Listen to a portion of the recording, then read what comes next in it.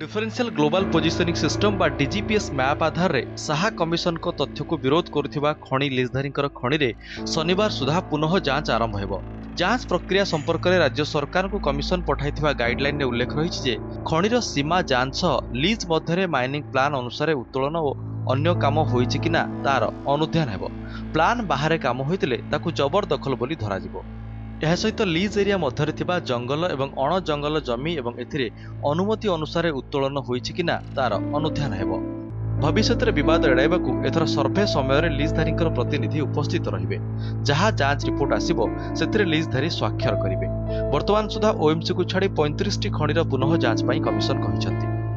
गत 27 तारिख में कमिशन मुख्य जस्टिस एमबी साहा भुवनेश्वर शुणाणी बेले खणीगुड़िकर पुनः जांच पई लीजधारी अनुरोध करथिले। केन्दुझर और सुंदरगढ़ जिले में हेबाकु थिबा एही खणी अनुध्यान पई राज्य सरकार 7 जणिया सदस्य विशिष्ट 5टी टीम गठन करिसंती। तदंतरे सहायता पई गठित जिला स्तरीय कमिटीर सदस्य को 14 तारिख में भुवनेश्वर स्वतंत्र तालीम दिया जिवो।